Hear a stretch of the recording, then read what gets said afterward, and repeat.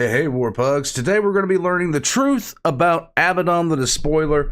This is from WesHammer, and this is requested by Prophet. I'm surprised there's nothing concerning the actual 8th Legion on this. I'm just saying, normally that's his stick. And frankly, congratulations, Prophet. I know what Prophet's going to be going to do in his real life in a while, and congratulations. I hope everything works out, and if you ever need anything, I'm here for you, bud. Now, get out of my walls. Anyhow, the truth about Abaddon the Despoiler. Abaddon the Despoiler is a disappointment. Abaddon the Despoiler, they really did a lot to make him a more threatening figure in 40K during the Horus Heresy book series, and they really kind of fleshed out his character more than they have in quite a long time, which I appreciated. But the fact of the matter is, you can't have your main bad guy lose as often as Abaddon has, and then kind of retcon him into this.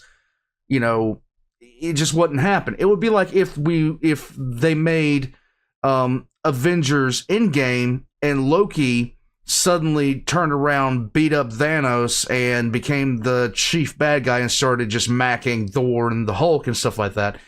It wouldn't make any sense. Nobody would buy into it. And that's kind of where we are with Abaddon right now. That's kind of where the fan base is with Abaddon. It's hard to take him seriously as a threat, considering they retconned him into being a threat where he has failed at being a threat so many times. Warpugs, check the description down below for all of WesHammer's links. Check the description down below for my links. I just moved into a house. Somebody told me to make an Amazon wish list. I have done that. It might be down there. I'm not sure, but whatever. I don't know. It is what it is. But I'm planning on doing a couple of things. First off, for my Patreons, there's going to be a segment of the wall here that's painted. And I'm going to, I of course can't do it, but I know somebody with good handwriting that is going to be able to paint the names of my entourage on the wall here. And like, it's not going to be large. It's not going to be large, like huge or anything like that, but it will be there. I've had a whole bunch of ideas for how I want to use this room. And of course, the first thing that's going to happen is I'm going to get the wall painted back here as soon as I can afford to do so. And just get it painted like a matte instead of the semi-glosses on there right now. And yeah, I got a lot of ideas for this space that I'm going to be using. But let's jump into this. The truth about Abaddon the Despoiler. Let's go. Abaddon the Despoiler is the primary villain of the Warhammer 40k setting, and surprisingly, he's also one of its most controversial characters. Comical. Now, on the surface, this guy seems absolutely ruthless, insanely powerful, and one of the largest threats that the Imperium has ever seen. Yet the memes people make about him paint a completely different picture. Right. They show him being worthless, a terrible villain, and one of the most ineffective antagonists that has ever been created. But where does all the hate for Abaddon actually come from? Now, many Warhammer fans claim that he is the victim of aggressive retconning by Games Workshop, that in his original lore, he was presented as an abject failure. And the company basically had to take 30 years of storytelling, completely overhaul it, and pretend like he was this secret mastermind all along. At least that's what they claim. But is there any truth to this? Yes. This is kind of a new series I've been kicking around for a while, where we take a meme or misconception about the franchise and kind of push back on it a bit. And what better place to start than with Abaddon the Harmless? So in today's video, we're going to try to get to the source of this by determining what lore about Abaddon was actually retconned, and see if there's any validity to these memes' claims, or if they're all just based on misconceptions. But first, a quick shout out to this video's sponsor, and then we're going to dive headfirst into the grimdark. This video is... I am more than willing to accept that I am wrong about certain subjects. I am more than willing to listen to somebody's opposing viewpoints. There have been times where my opinion has been changed by watching something like this, so let's get into it. I'm all for a good argument. I am all for a good argument. Let's go.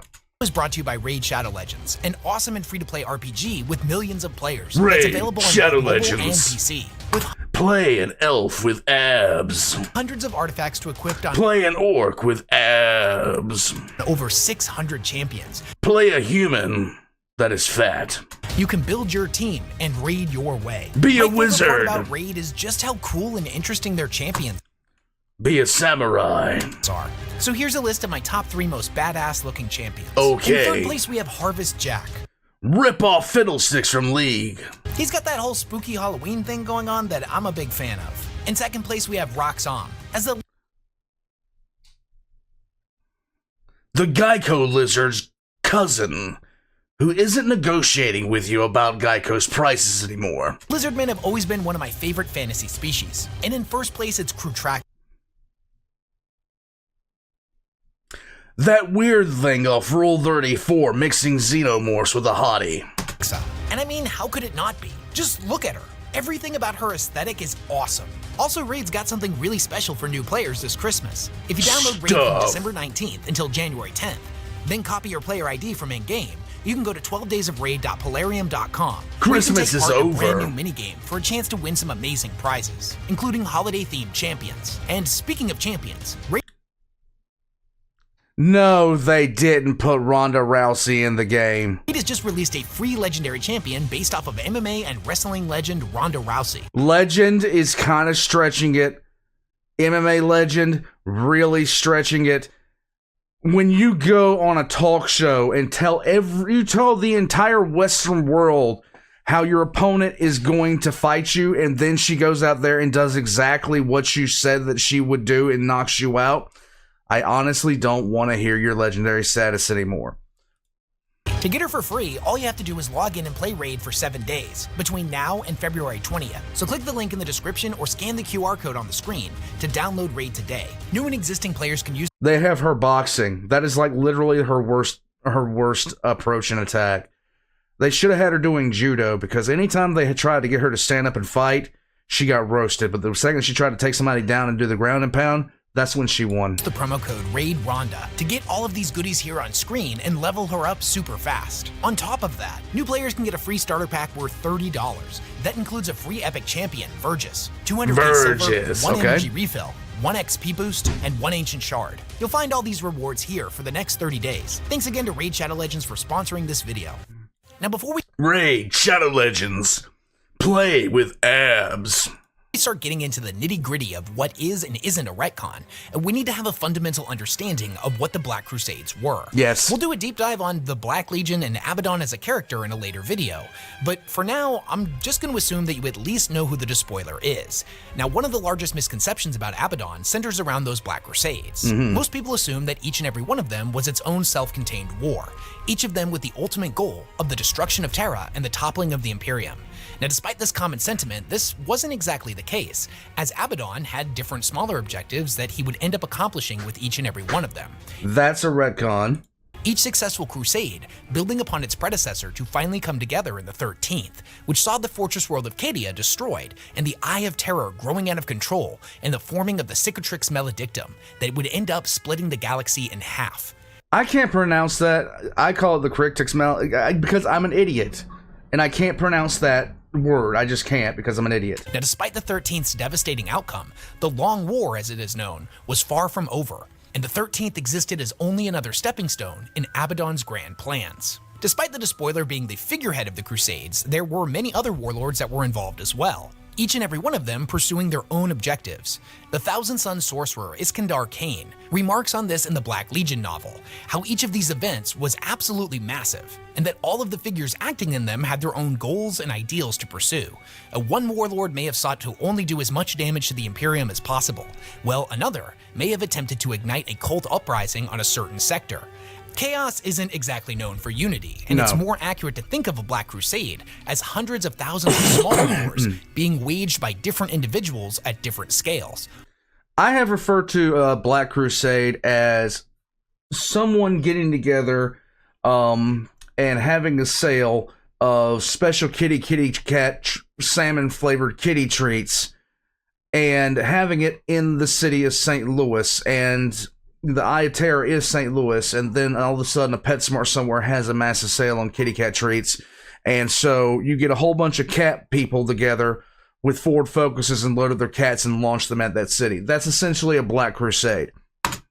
All of which contributed to the whole of the Black Crusade itself. From Abaddon's perspective, each of the campaigns was a single act in a larger picture that would last 10,000 years, but on the smaller scale, each of those individual warbands and warlords were fighting their own campaigns and wars within the larger crusade itself. It's wars within wars within wars, which honestly is pretty appropriate for Warhammer. It's chaos. Because there are so many moving parts, it's difficult to give a definitive statement on the overall successfulness of each of the Black Crusades, as it would vary from warlord to warlord. One would say it was an absolute failure, as the Imperium had crushed all of their forces, while another would claim that it had been an outright victory, as their warband was successfully able to destroy a planet or two. If you were to ask the Imperium, the first 12 Black Crusades would have been failures, as they managed to stand in defiance of the Chaos Invaders and push them back. But if you were to ask Abaddon, they had all been ultimately successful, as all of the other warbands had served their purpose as being a distraction, while he There are some that are going to be hard for him to rationalize on this, so... He would then in turn go on to accomplish his secret objectives. So let's take a look at each one of these crusades to see what they were all about and what exactly Abaddon managed to accomplish. These objectives range from the claiming of the demonic sword Dracnian, taking control of some of the Blackstone fortresses, which are one of the most powerful superweapons in the entire galaxy, the taking of the Blood Angel's gene seed, to even the abducting of a bunch of orcs to do experiments on in the 11th Black Crusade. Oh, I'll so make a more that's the detailed video on all of the rationalization. crusades and their outcomes in the future. Okay, so this list here did not exist a few years, like about 6-7 years ago. Okay, so first Battle of Acadia, Draken, invokes the curse and sinks into the core of Belis Coria. Destroys the remains of Saint Gerstal, so he wouldn't be able to come back and do some stuff later. Death of the Chromarch, destruction of the Grand Sentinel Chromarch. I don't know. The Gothic War, he captures the Blackstone Fortresses. Everybody knows about that because of Battlefleet Gothic. The Doom of Reloria, that one's going to be the hardest one for him to explain the retcon on that one for me. Because that is them just trying to figure out how do we get this, how do we fix this? But for now, here's just a quick screenshot from the Lexiconum that gives you an idea of what they were all about and their dates. If you're hearing all of this for the first time, it seems pretty cut and dry. There doesn't really seem to be a lot of room for confusion on who Abaddon is as a character or the overall plot. But this is a story that has been being written for over 30 years, and it's one that's incredibly difficult to actually keep track of, as each piece of the narrative is spread out over dozens if not hundreds of different articles and books, each one of them giving us an incomplete picture. This in turn shows us the biggest flaw with how Warhammer presents its storytelling, and more importantly to this video, how Abaddon is written as a character. To be fair, it's not just Abaddon that suffers from this type of storytelling, as it also applies to pretty much any legacy character that has a major impact on the storyline, particularly characters that are portrayed as not being one-dimensional or existing solely for the purpose of moving a single plot forward. The confusion is exacerbated even further by inconsistencies in the narrative given to characters in different sources. With Abaddon in particular, there seemed to be a really big change from who he was during the Horus Heresy to who he is now in the 42nd millennium. But with the exception of Talon of Horus and the Black Legion by Aaron Dembski-Bowden, two books that shed light on who he was around the time of the First Black Crusade, we aren't really shown this character progression. We're just told that it happened. In the context of 40k and other literature, the idea of telling and not showing normally takes the form of us just being told a bunch of really crazy things happened, but we don't really get to see those things happen in something like a novel. This is what a lot of people like to refer to as exposition dumps. Although exposition dumps are a classic example of bad writing, this isn't exactly a problem for 40k. And that's— It really is not. As long as it's written okay, I'm okay with the expedition dump kind of thing, but for a couple of reasons. The first is that you could make the argument that the lore section of a codex is in its entirety an exposition dump, and this is where a good amount of people primarily get their lore. And on the other hand, with just how spread out all of the lore for each and every character within 40k is, very few of us have actually read everything revolving around a certain character. My own personal example of this would be with the character Fabius Bile. as I've read his entire trilogy multiple times, and I've seen him show up in many of the Horus Heresy novels and short stories. But I know that I haven't read every single thing that the character has ever appeared in, whether it be in a campaign book, White Dwarf article, or another novel that I just hadn't read yet. I'm aware that there are gaps in my knowledge with this character, and getting a synopsis of these stories from something like a codex, a Wikipedia article, a lore video, a discussion on an online forum, or even just from a friend help me fill in those blanks. We all do this all the time, and it's just kind of the nature of the beast when being a fan of the 40k lore. True. The problem with this is that Fabius Bile is not Abaddon the Despoiler, the primary antagonist of 40k, and arguably one of the most important characters in the entire setting, next to Guilliman and the Emperor himself. They did a fantastic job explaining Guilliman's motivations, thoughts, and ideas in the Dark Imperium trilogy, and it allowed us to get a better understanding of the differences between him and 30k and where we find ourselves in the 40k storyline. Personally, I believe we need a similar trilogy for Abaddon, as the standard Games Workshop format of storytelling, where a character's journey is spread out over multiple cameos and dozens of different novels, multiple White Dwarf articles, and tons of different campaign books, is not practical for a character that is supposed to be that important to the story. Also, you got to look at who is writing the characters, because some writer just might not get the character. I've said this a lot about Perturabo. Perturabo is either one of the best characters in the setting, or one of the worst characters in the setting, depending on who writes them. All that being said, GW's unorganized storytelling format is not the main criticism when it comes to Abaddon. It's that he seemingly has been retconned into being successful by a major portion of the community. Many Warhammer fans believe that he was originally portrayed as worthless and ineffective, unworthy of the lofty title of main antagonist of Warhammer 40k. And through the sneaky use of aggressive retconning, Games Workshop is now trying to pass him off as this secretly awesome character who was never a failure, but was actually playing 12-dimensional chess behind the scenes all along. This is how he was done, though. Retcons have never bothered me, if it makes the story better and more concise. But some Warhammer fans absolutely hate when anything in the lore gets changed. And it's not so much hating when things in the lore are changed. That's not the problem. It's the problem is, the keyword is aggressive retcons. To take something and just absolutely change it with no anything, no workup, no nothing. Just, we know we wrote that this was a failure here, but in reality, what he was after was this mystical can of Mountain Dew, which he got, and now he's gonna drink it and get fat. Oh wait, that's my goal. This isn't me criticizing them. I actually understand that. And I think being frustrated by changing lore, especially in a universe this difficult to keep track of, is a completely valid position to take. Now that being said, I think we should do our due diligence to find out what things about Abaddon are actually retcons or just misconceptions. And in order to do that, we need to define what a retcon really is.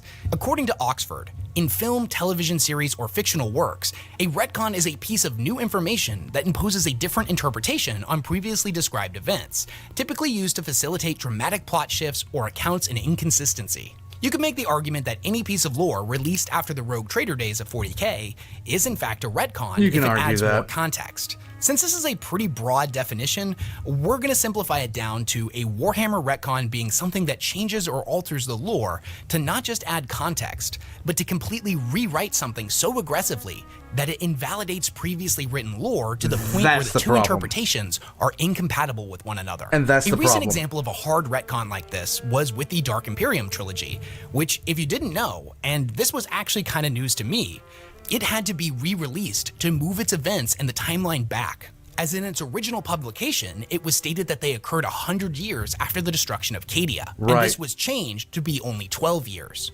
This is a hard retcon, as the timeline has been fundamentally changed and the two dates are not compatible.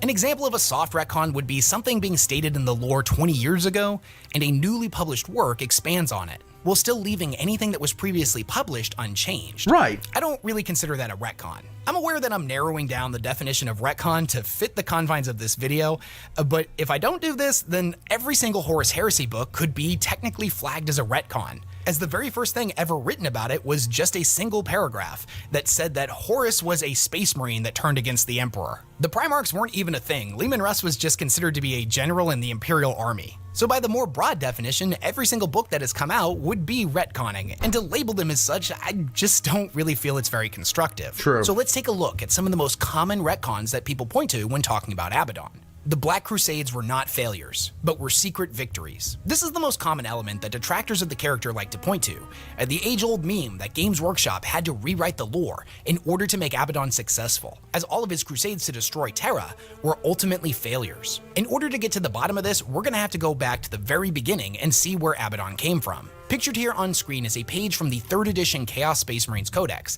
published in 1999. Now, it specifically mentions that Abaddon personally led 12 of the Black Crusades, and that each and every one of them was ultimately pushed back by the Imperium, but at great cost. This passage alludes to many of the victories that Abaddon achieved in all of these crusades, but it doesn't say which prizes were claimed in which crusade, or that all of the fighting and raiding done by the other Chaos Space Marines was only meant as a distraction. It informs the reader that Abaddon was able to claim the demonic sword Dracnian, but it doesn't really give us a lot of context. If we go back even further to the 2nd edition Chaos Space Marines Codex that was released in 1996, we can see a very similar paragraph. It mentions the same stuff while keeping it very vague and cryptic. If we were to jump forward to the 8th edition Chaos Space Marines Codex, which came out in 2018, we're given a similar paragraph to the ones that came before, but with a few notable exceptions. The first is that the 13th Black Crusade, as well as the ones that came before, are further expanded upon. It spells it out for us that they were building blocks to eventually herald in the destruction of Cadia, the forming of the Great Rift, and the eventual collapse of the Imperium. A lot of the vagueness from earlier entries has been stripped away here. Now, if you were to have jumped from one of these codexes to the 8th edition codex, this would seem like a retcon. But the codexes are not the only source of lore. In fact, if we look at a more obscure source from 2003, the Libra Chaotica Book 1 Corn, we can see a person giving us a vague description of each one of the Black Crusades through prophetic visions, meaning that even at this time, these being secret victories that were all building up to the 13th had already been established. And I think we should establish something real quick about when people are complaining about retcons with Abaddon. They're normally pointing to 2017's The Gathering. This was the big one. This here was the big one. It was a monstrous retcon that, when I heard about it, I was like, wait a minute, what are you talking about? Cadia fell in the 13th Black Crusade. That didn't happen. That didn't happen. What are you even speaking about here? Storm. Most of the time, they're not referring to lore that came from 3rd or 4th edition in the early 2000s.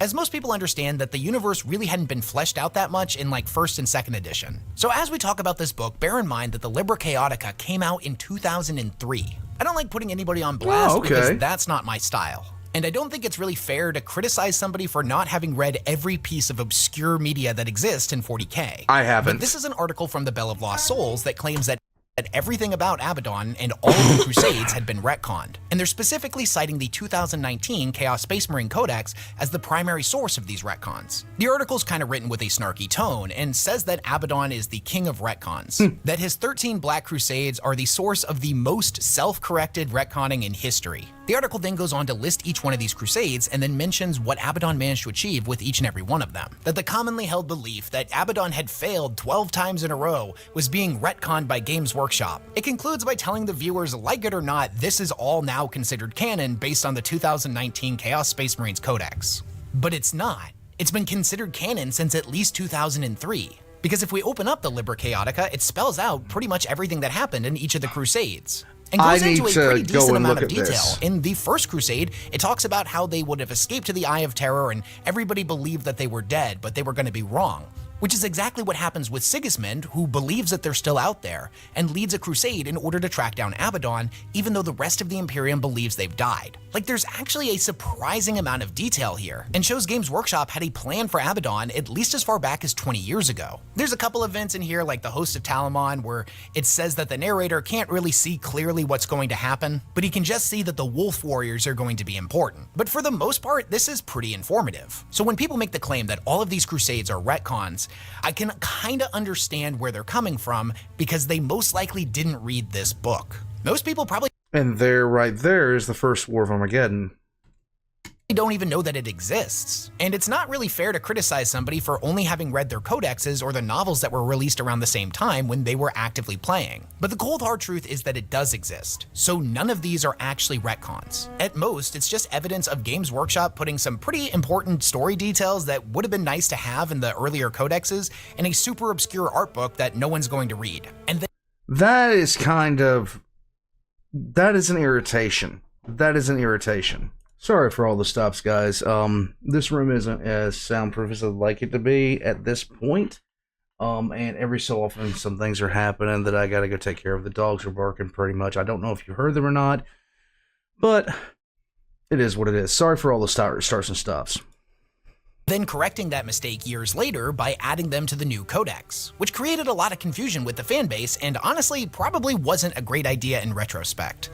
Another one of these claims that's kind of in the same vein is the Blackstone pylons on Cadia having been one of the major retcons around Abaddon. The Blackstone pylons are massive monolithic structures that dot the surface of Cadia and many other planets throughout the galaxy. The material that they're made of has the remarkable ability to channel and amplify the energy of the warp or outright nullify it, depending on how it's charged. They're seen as the major contributing factor to how the fortress world of Cadia was able to stand right outside the Eye of Terror, even though by all accounts the radiating warp energy coming off of it should have made this impossible. Many Warhammer fans have pointed to their existence as a retcon, that the pylons didn't exist in the old lore, and they were invented simply to give Abaddon some type of MacGuffin that he needed to destroy in order to win.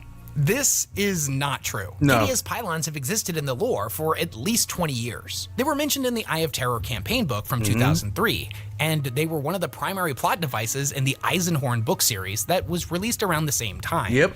Not to mention, they would be fleshed out even further in 2005 in the 13th Black Crusade background book by Andy Hoare. Each of these sources lining up pretty precisely with their descriptions from the Gathering Storm era, but we'll get to that in a little bit.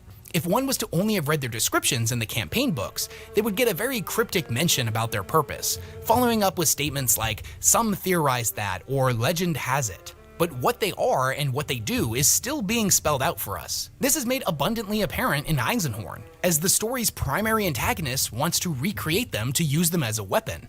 Consequences be damned.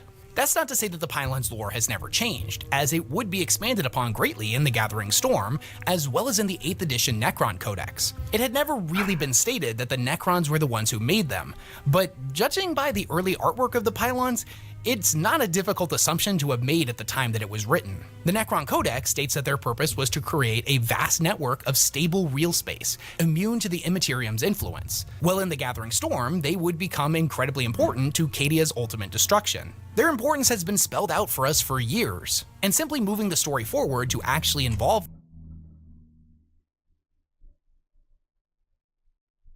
them, or changing who originally created them, doesn't really do anything to alter Abaddon's story arc. So the pylons are also not a retcon.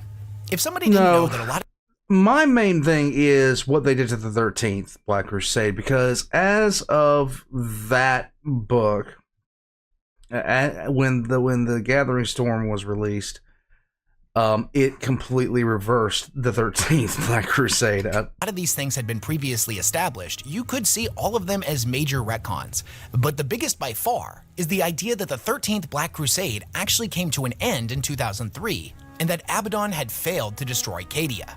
This claim can trace its origins back to the Eye of Terror campaign from the early 2000s. Okay, I want to see what gets said here. A campaign that seemingly had its ending changed over a decade later. I cannot stress enough just how absolutely insane this campaign really was, and it honestly deserves its own video, but I'll summarize it here for those of you who were not in the fandom at the time. The campaign was supposed to represent the 13th Black Crusade, and saw the entirety of the galaxy engulfed in war. Every single faction played a prominent role, and players were able to upload their victories and defeats to an online database. When certain factions were successful in certain sectors, this would have direct consequences that GW promised would have long-reaching implications on the lore going forward. And I can't really put into words just how massive and ambitious this project was. Never before had anything like this been done in the tabletop gaming space, at least not to this ridiculous scale. It's impossible to determine just how many players participated in the events, but over the 8 weeks that the campaign ran, Games Workshop received over 250,000 game results. The end result was that by all intents and purposes, it had been a draw, though they did mention that the forces of chaos had managed to gain a foothold on the world of Cadia, but it was very much not destroyed. And maybe that's more of a testament to the superb game balancing skills of the old design team, but it certainly was an anticlimactic conclusion. Many people took these results as canon, but if I'm being honest with you, I don't actually know if this is true. And throughout all of my research, I've been unable to find an answer. I'll admit I took a break from playing 40k between 6th and 7th edition, mostly because the rules were bad. So the time period that would have incorporated all of the results from the end of the Eye of Terror campaign is an era that I wasn't exactly paying close attention to the lore in. So I've had to do a lot of looking back at old lore in order to kind of fill in these blanks for myself. I haven't been able to find any references to the 13th Black Crusade coming to a close, with the Chaos Space Marines shaking their fists and vowing to return one day, before disappearing into the Eye of Terror. It seems like it really was just a storyline that was left hanging for over a decade, that the results were never canonized. In fact, this is true, but at the same time, they should have picked it up from that point. They should have picked it up from the point where it had been left by the campaign. If they had done that, no one would have really been upset, in my opinion. When you look at the Chaos Space Marine Codex from 4th, 5th, and 6th edition, they refer to the 13th as if it is still ongoing, even though the campaign had come to a conclusion and Games Workshop had posted its results multiple years prior. As far as these codexes were concerned, Abaddon's forces were still currently fighting against the Imperium, but their on the fleet surface was of Cadia. destroyed. Now that would all change in 2017, when a 3-part campaign that started with the book Gathering Storm was released. Now this book recontextualized the events of the Eye of Terror campaign, while seeing it eventually accumulate in the destruction of Cadia and the forming of the Cicatrix Maledictum. So is it fair to call this a retcon? It directly contradicts the results posted on GW's website from a 20-year-old player event, but those results don't seem to have ever been interwoven into the actual universe of Warhammer, at least as far as the destruction of Cadia is concerned, as I believe they actually did use a lot of the results from the campaign to flavor certain types of lore that came in the future, like the Thousand Suns being in the Webway. It's a weird situation, and I'm just speculating here, but I feel like the idea of having real games directly influence the future of Warhammer 40k was a fantastic idea in concept, but when they ended up with a draw, Games Workshop didn't really know what to do. Say what you will about the narrative of the Gathering Storm campaign, and we definitely will in a video in the future, as there's a lot to cover, and there's even more so that can be objectively and fairly criticized. But in terms of Abaddon achieving victory over Cadia, it just doesn't read as a retcon. It reads as the conclusion of a story arc that was left hanging for far too long. To close this out, I wanted to share with you a really interesting... It only reads like that to me if you were to continue... Okay.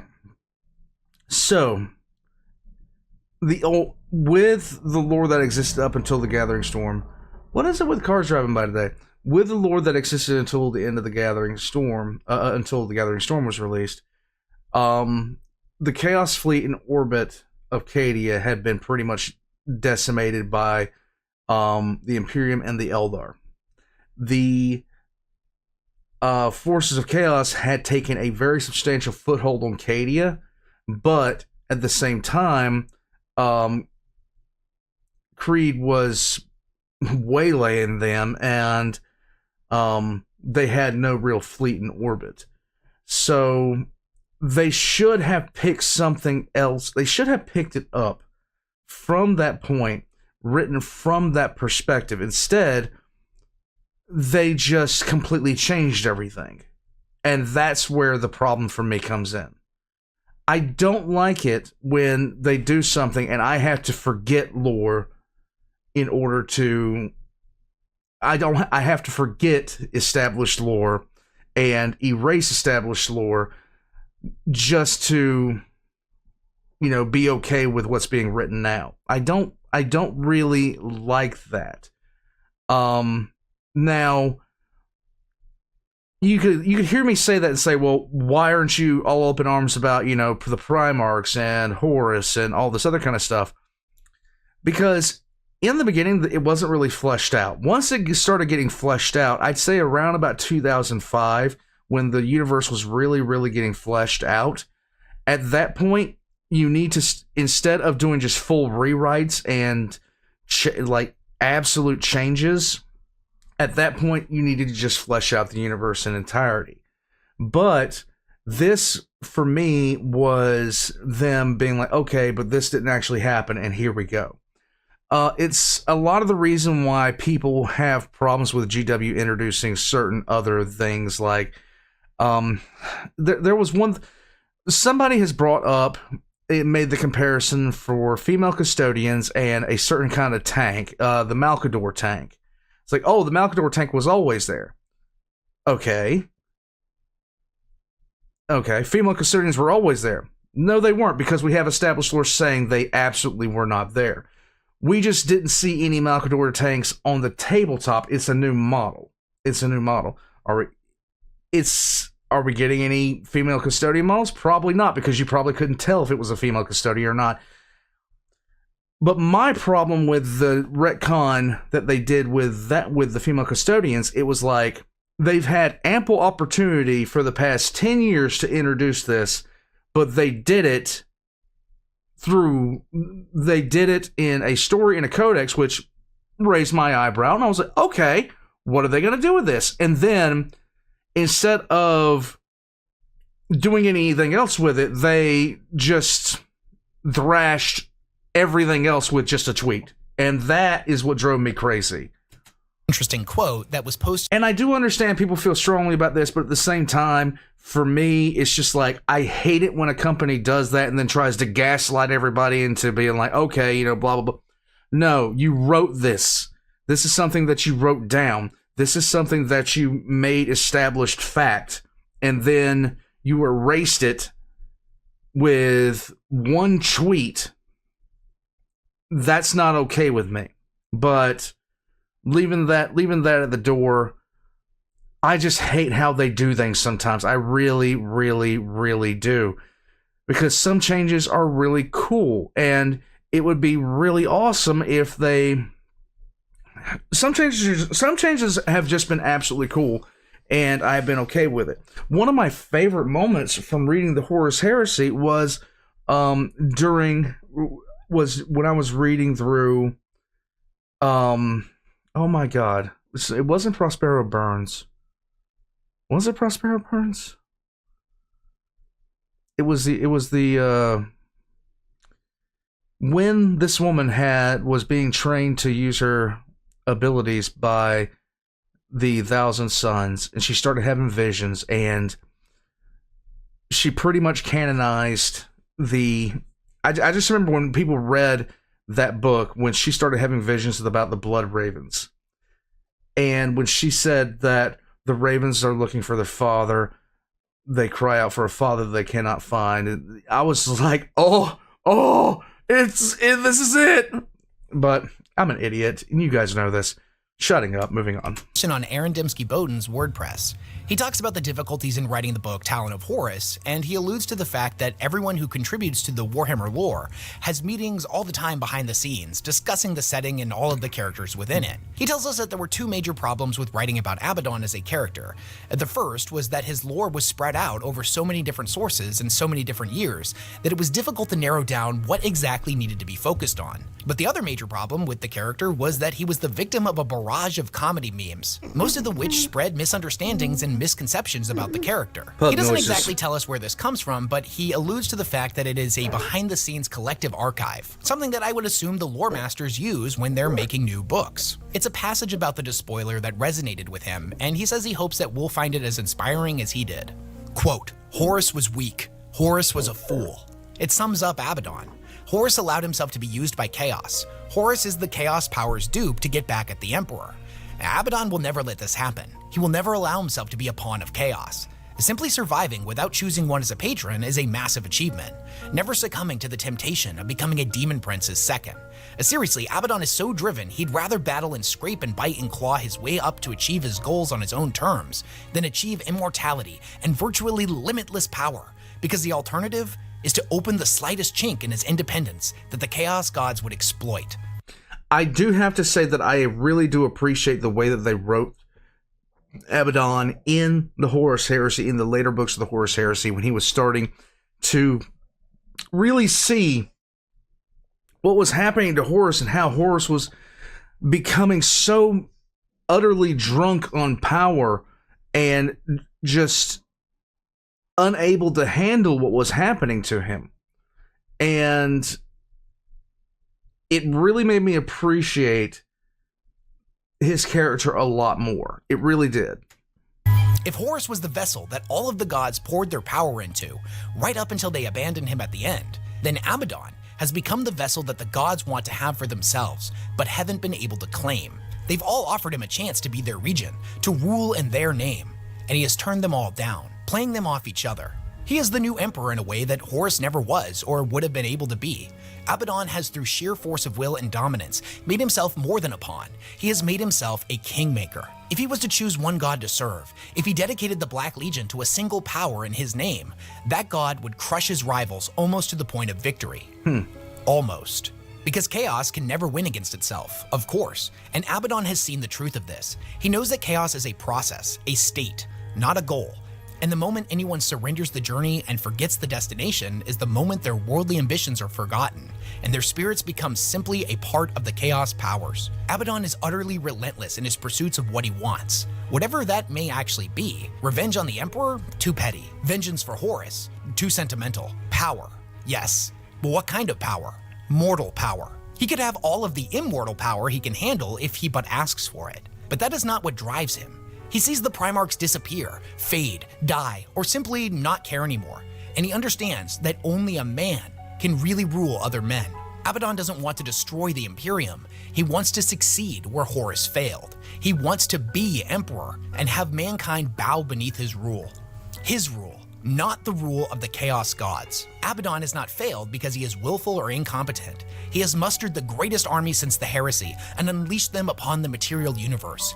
He has amassed power and influence within the Eye of Terror greater than any Primarch. He has done this through feat of arms and personality, but the only thing he can never truly do, because it's anathema to chaos, is truly unite the ruinous powers. They can only come together in dominance, not subservience. Whenever Abaddon has been on the brink of victory, his backers break ranks, seeking to gain some last-minute short-term advantage. Ultimately, a win for Abaddon is a loss for chaos. If he becomes emperor, he has everything he desires, and they can hold nothing over him. And so they continue to dangle the carrot, continue to be his patrons, giving him demonic power and servants, ordering their mortal representatives to debase themselves and serve his will, all in the hope of snatching the final victory of Abaddon for themselves. It is the office politics of hell, literally. One of the beliefs surrounding Satan in many Christian theologies is that his defiance of God was his refusal to bow to man when they were created. And refusing to submit to the rule of mortals, Abaddon carries this analogy perfectly. The legions of Astartes were created by a god and were never meant to be corralled and curtailed by purely mortal ambitions. As angels, they have a higher purpose, and once had a higher regard in the eyes of their creator, who shunned them. Quite how much of this Abaddon realizes when Horus fails, and how much he learns over the next 10,000 years, or 3 days, depending on warp time, is narratively elastic. Bearing in mind the warp or real interface, being the bearer of the mark of Chaos Ascendant, or just having a shiny star of chaos imprinted on one's forehead, it is when the Chaos Gods are bestowing their blessings or energy. To be the center of a blazing star, to be surrounded by a coil of ever-replenishing chaos energy, heralded by a choir of demons of all powers, sufficed with the essence of 4 great chaos gods. To each worshipper and follower, he appears different, much like the Emperor. He is a schemer, a warrior, self-centered iconoclast, and a survivor. But there are times, after the effort, the glory, of being the conduit of so much power, when he teeters on the precipice of doubt, madness, and physical corruption. He stands between mortals and immortals, his ambition far beyond the understanding of the first, yet incomprehensibly alien to the second, and constantly he is failed by the inherent weakness of both. His enemies circle, material and immaterial, sensing potential weakness. His allies start to disappear.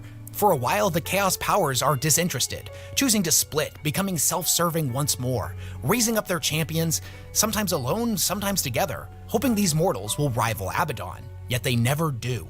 And he wonders if it is vanity. He wonders if he is deserving. He wonders if what he wants is possible. But what does he want? And then the powers come back. trying once more to win him over to their cause, taunting, threatening, cajoling, and coercing Abaddon to become theirs and theirs alone. And he listens, and he wonders, and always from somewhere deep in his soul, from the darkest yet strongest place in his mind, the answer comes back, hesitant, but growing louder with every beat of his twin hearts. Yes, yes, one day it will all be yours. And he starts the struggle again, and the long war continues. At the end of this video, if somebody still doesn't like Abaddon as a character, I think that's valid. Taste is subjective, and not every character is going to resonate with everybody exactly the same way. I've personally always been a big fan of the villains, but I have some friends in my Discord that the fact that they're traitors makes them basically unlikable no matter what happens in their story. And although that's not a stance that I personally take, I think it's completely reasonable. If you read a book about a character and you claim that you don't like them, anybody trying to tell you that— Listen to this thing. What are you grumping about? What are you mad about? Why are you upset? Why are you angry? Come here. Now get down. Go harass mom. that you're wrong for not liking something is an idiot. That's some gatekeeping nonsense, and you're entitled to like or dislike anything you choose. But aside from the except for the towel. Warhammer fans that don't like any traitor no matter what for any reason, a lot of the hate for Abaddon seems to come from a lot of misconceptions about the character that have been perpetuated into oblivion by a bunch of memes. The only problem I actually have with this is when somebody adamantly hates something and tries to tell other people that they're wrong for liking it by pointing to memes as their primary argument for why they're a bad character. There's a lot of misconceptions about Abaddon as a character, and to be fair, a lot of that is Games Workshop's fault with just how they present their lore. I thought this was going to be a super quick video that I just look at a meme and try to disprove it or try to play devil's advocate, which I really enjoy doing, but this ended up being a much bigger project than I realized. I had to download like 30 different PDFs of old codexes, old campaign books, archived articles from Games Workshop. It was ridiculous. And a regular person shouldn't have to do that much work to understand a character. So it's pretty obvious where a lot of these memes come from. Like, I'm not faulting the people who made them necessarily, because it's hard to keep track of all of this. It is. So hopefully this video was able to clarify some stuff for you. Personally, I think that Abaddon is actually a really interesting and endearing character, and I'm excited to see where they go with him in the next couple of years. But anyways, at the end of all of this, what do you think? Do you agree with me that Abaddon is actually a solid and interesting character and has just been done dirty by the memes? Or do you disagree and think that he's one of the worst characters in the entire setting and needs to be done away with? If you think that, what would you do to make him a better character? How would you fix Abaddon? Are there any characters that you think would make a better primary antagonist in Warhammer 40k? Sevatar. And whether you like him or dislike him, what are some things that you hope to see in the future with Chaos versus the Imperium? Thanks again for watching the video all the way through. And if you managed to make it this far, you might as well go ahead and click the like button. And if you haven't subscribed to my channel already, you should go ahead and retcon that by clicking on the subscribe button. Oh, I see what you did there, and I hate it. Anyways, that's all I had to say about this. I'll catch y'all on the next one. Okay. Look, so I make fun of Abaddon because of all his rewrites, because of everything that happened in the Gathering Storm. I make fun of all that kind of stuff. Okay, so the biggest issue with Abaddon just really stems from the fact that he has been the subject of so many rewrites, and they pushed him so hard forward to be this. And once again, it all comes down to the way that GW presents this information. It's all down to that. And that's the problem with Abaddon with so many people. I didn't know about the Librio Chaotica up until the point where he mentioned that this. Now, I knew that that existed, but I've never really seen it. I just thought it was an art book. But to put out information that's that vital to the setting in something that's just an art book, that's really, really annoying. If you want a full picture of, and I read a ridiculous amount of sources. I research a ridiculous amount of codexes. Just researching your standard lore video takes a lot of time, a lot of cross-referencing, everything like that. And one of the best ways I can kind of sum up how GW doesn't seem to have its own lore in connection is to look, well, one of my favorite characters, one of my most hated characters, Hermann von Straub and Commissar Yarrick. If you look at the first War of Armageddon, the first Orc War of Armageddon, sometimes their stories are just completely cross-aligned. And they've never gone in and fixed it because they really can't. I choose to believe that the events as they're detailed in the Yarrick Omnibus are the correct way of going around these. But when I did the book when I did the lore video for Hermann von Straub, I relied on the lore as from his perspective. Now, that was probably a mistake on my part, but it's one of my better received 5-ish minute lore videos. Mainly because I did about 4,000 fat jokes in it. Now, when it boils down to it, Abaddon is a figure that has not really been challenged in the lore. And again, he got a lot of favors and a lot of good vibes from the Horus Heresy itself, from the Horus Heresy book series itself, as well as the Siege of Terra. There was so much that was done there to kind of redeem him a little bit in my eyes, as character-wise, to make him seem less of just an absolute idiot. And there at the end, you legitimately start to feel a certain kind of way about him. You begin to understand him a little bit better. But once again, it goes all the way back to how GW releases its lore and how it treats its own lore, which there are hundreds of books about, hundreds of codexes about. This is why Abaddon is viewed the way that he is. Because of GW. Because GW mismanages its own property in a way that blows my mind sometimes.